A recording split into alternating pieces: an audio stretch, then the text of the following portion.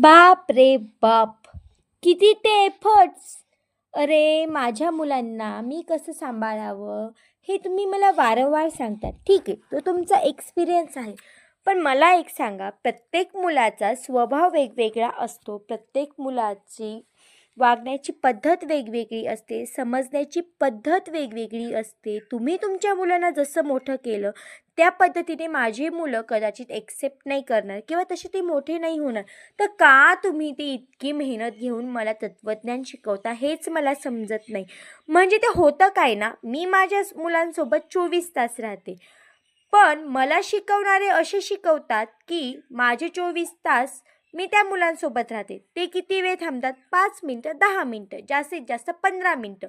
आणि 15 मिनिटं तुम्ही माझ्या मुलांसोबत जास्तीत जास्त थांबतात आणि 15 मिनिटं राहणारी व्यक्ती जो 24 तास त्या व्यक्तीसोबत राहणाऱ्या व्यक्तीला जर शिकवत असेल, तर खरंच ती व्यक्ती किती महान, द ग्रेट म्हणावी, हेच मला समजत नाही.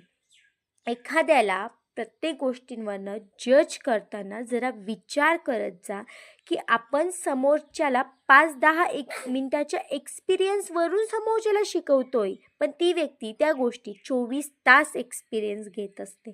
कमीत कमी एवढा तरी विचार करत जा, साधं आणि सिंपल लॉजिक आहे. तरी तुम्ही किती ते एफर्ट्स घेतात आणि किती एखाद्याला डिमोटिवेट करण्याचा प्रयत्न करतात. आणि खरं सांगू ना, एखाद्याला डिमोटिवेट करायचं आहे ना, तर अशा छोट्या-छोट्या गोष्टींपेक्षा मोठ्या गोष्टींनी करा. कारण की एखाद्याला डिमोटिवेट करायलाही पूर्ण मेहनत घ्यावी, एखाद्याला नफरत करायलाही पूर्ण शिद्दतीने करावी, तर एखाद्यावर प्रेमसुद्धा पूर्ण शिद्दतीने करावं. मी तरी अशीच आहे. तुमचं मला माहीत नाही, पण एक नक्की सांगेल, तुम्ही जे करतायत ना, त्यामध्ये तुम्ही जर तुमच्या मुलांच्या बाबतीत तसं करतात आणि तुम्ही तुमच्या पॅरेंटिंगमध्ये जर दुसरं घडी-घडी, पुन्हा-पुन्हा नाक खुपसत असेल, तर तुम्हाला किती राग येऊ शकतो, हा जरा विचार करा आणि मग दुसऱ्याच्या बाबतीत वागा.